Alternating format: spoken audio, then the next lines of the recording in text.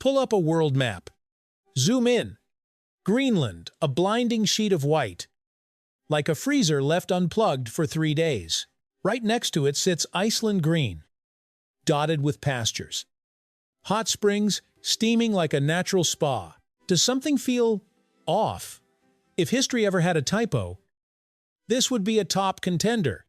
Except it isn't a mistake at all. What you're looking at is one of the boldest marketing campaigns of the 10th century, a rebranding move so effective it has lasted for over 1,000 years. And the mastermind behind it wasn't a polished advertising genius, but an outlaw in exile. Sounds like a Netflix plot, doesn't it? Unfortunately, or perhaps amazingly, this is real history. The interesting question isn't why is Greenland covered in ice, but rather, who had the nerve to name a massive frozen island Greenland, and why? Did anyone believe it? Meet Eric the Red. Not the romanticized explorer you might picture from textbooks. He was expelled from Iceland for murder. Twice. Quite a resume, pushed to the edge of society. Eric sailed west and stumbled upon a vast island cloaked in ice. Imagine the scene. Arctic winds slapping your face like a wet towel. A troubled past behind you, and nothing but frozen wilderness ahead. If Eric wanted to survive there, he needed people, a community. Farmers, blacksmiths, families. One man alone couldn't build a future on ice kilometers thick. That's when things get interesting. Instead of saying, "Hey everyone, I found a frozen desert who's in," Eric did something modern real estate agents would admire. He rebranded it. Greenland.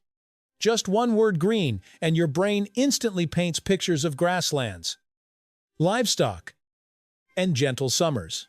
In psychology, this is known as the anchoring effect. The first word you hear shapes how you imagine everything that follows. Hear Greenland, and you don't picture blizzards.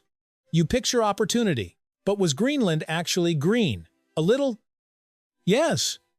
The southern fjords had valleys suitable for grazing. During the Middle Ages, the North Atlantic experienced a slightly warmer climate, often called the medieval warm period. Temperatures were only about 1 to 2 degrees Celsius higher than in later centuries.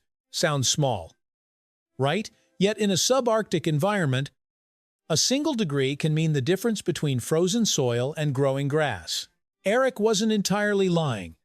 He simply highlighted the pleasant parts and downplayed the brutal ones, a technique modern advertising still uses. And the unbelievable happened. Around 25 ships left Iceland for the Greenland. 25. In the dangerous seafaring world of the 10th century. That wasn't a weekend getaway. Each vessel carried families, livestock, seeds, entire futures packed into wooden hulls. They sold homes, left villages, and trusted a name. Put yourself in their shoes. In Iceland, farmland was scarce. Populations were growing. Conflicts were rising. When you hear rumors of a new green land, would you take the gamble when land is scarce? The word green sounds like music from heaven, but Greenland was never paradise. Winters stretched endlessly, as if time itself had frozen. Some years, sea ice sealed the coast completely, isolating settlements from the outside world. Viking communities survived there for centuries before disappearing, perhaps because the climate cooled, perhaps due to isolation, perhaps because adaptation came too slowly. The story sounds bleak, doesn't it? Yet think back to that original rebranding. Eric accomplished what many modern startups dream of, turning a hard-to-sell asset into a golden opportunity using nothing but language. Here's the part that fascinates me most.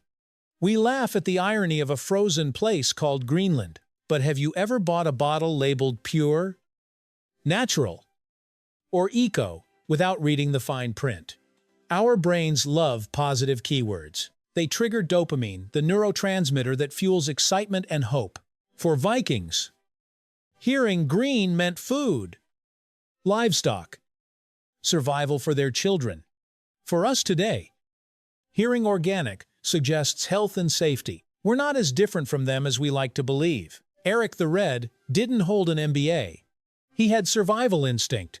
And that instinct understood something fundamental. People don't buy reality, they buy stories about reality. A frozen island sounds terrifying. A Greenland sounds inviting. Same place. Two narratives. Completely different emotions. Look back at the map today, and you'll still see the name staring back at you. Challenging every geography teacher to explain it. No academic council gathered to rename it. No global vote erased the label. The scam, or more politely, the marketing strategy, froze itself into history. It became truth simply because enough people believed it. So what's the lesson here? Not to mock Viking ancestors as naive. They acted on the information and emotions available to them. And so do we. Every time a name makes you feel safer than the reality behind it. Pause for a second.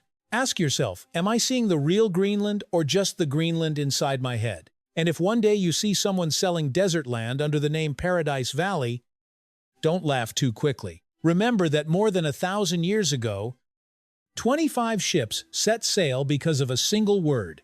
History isn't always written by swords and shields.